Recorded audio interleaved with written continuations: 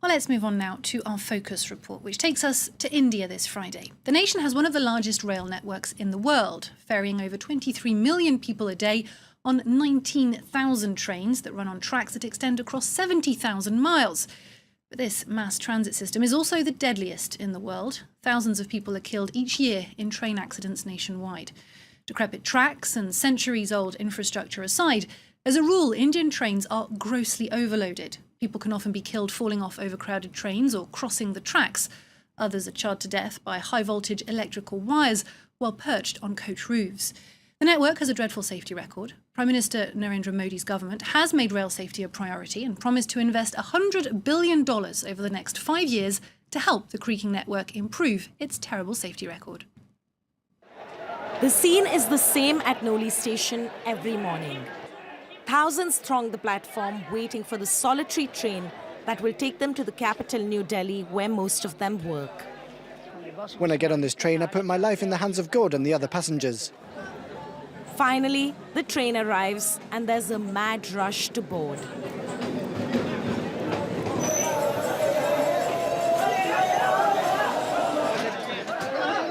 Let's go, get on. One person dies in a train-related injury here every 12 days. Some fall off moving trains, others are electrocuted as they hang on for their lives. It is considered one of India's deadliest rail lines. Some young boys helped me to climb on board. The government should consider building larger wagons.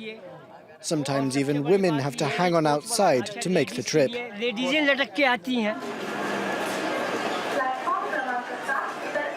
For Akhileshwar Tyagi, accidents are a daily reality. I have been travelling on this train since 2005. I've seen hundreds of people die on this line and many left disabled. India's rail network, spanning 70,000 miles, is one of the largest in the world. It is also one of the most dangerous. In 2014, 24,000 people died in train accidents. On an average, 15,000 lives are lost every year. The government itself has called it India's annual massacre.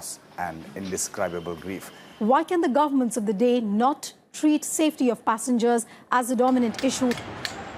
At the front line of the battle against derailments are a group of 200,000 workers called gangmen. Every morning, gangmen across India set out to survey the tracks, carrying little more than old-fashioned manual tools. These tools weigh 30 kilos. Theirs is a dangerous job. Many gangmen are frequently injured or electrocuted during the course of their work.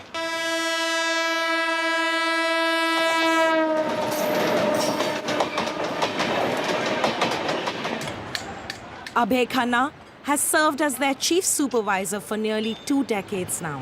The main job of the gangmen is to keep the tracks in good working order because so many trains travel on them every day, so the tracks are worn down. It's a daily job. If they don't do it, then the number of train wrecks and accidents will multiply. Despite a serious lack of modern technology, the gangmen have often helped to prevent accidents due to their foresight and clear understanding of India's dilapidated network. This train line's in a bad way. We know that millions of passengers depend on us. If we do our work properly, they reach their destination safely. A large portion of the country's tracks are over a century old, and their maintenance, upkeep and replacement is a full-time job. A job that's taken on a great urgency in recent years as India angles to introduce high-speed and bullet trains.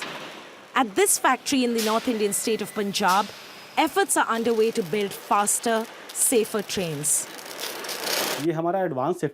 This is one of the safety features, an advanced smoke detector. If fire or smoke is detected anywhere in the coaches, this alarm will go off and automatic brakes will kick in. In this way, the passengers are alerted straight away to the situation. But even as the trains get faster and safer, the tracks they run on continue to remain old and dilapidated. As the manager of the factory points out, newer trains are only part of the solution. Take, for example, our train tracks in Kashmir. We can't run high-speed trains there. There are too many curves and the tracks have been worn down. We'll have to upgrade them. We have to renovate our railways, but with the network spreading over 65,000 kilometers, we can't possibly change all the tracks in one single day. Successive Indian governments have tried and failed to modernize this massive network. But Prime Minister Modi's push to invest $100 billion towards upgradation indicates a more hopeful future.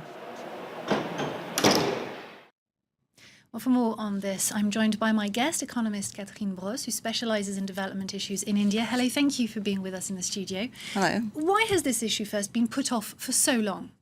I mean, as you said, the investment that has to be undertaken is massive. Plus, it's under a lot of pressure due to the growth in urban population and growth in population in general. So the effort that has been dedicated in this year's union budget is very large. It's 18 billion euros for this year. It's part of a 3-year plan, which is about 130 billion euros. So it's a massive investment. And it's really needed because security is a big issue, and it's the first time that the government is dedicated a special security fund dedicated to railways. So this investment is really geared towards ensuring security. But the second challenge that the railways is facing is the growth in traffic, and that initiative is stumbling against many problems related to land acquisition, for instance, to ecologist opposition. So it's very difficult to increase traffic, which is really one of the issues that should be emphasized as well. And how long might it take to tackle this issue at this stage? I mean, as you said, there's constant pressure on the networks. You can't add trains that easily. So how long can it take to actually find solutions to this problem? Well, probably one of the solutions might be to increase the networks. I mean, there are some points where the traffic is really slow, such as when you go from suburban areas to the center of the cities, and we're talking about Indian cities, so very big cities. Whereas, the network is very dense because every little town has its own train station. But then perhaps it might be a good idea to shift traffic towards the urban areas, which needs it dramatically. I mean, if you watch the picture of the trains going from suburban Mumbai to central Mumbai, it's crowded is clearly an understatement. And is there a program of urban planification to go along with that?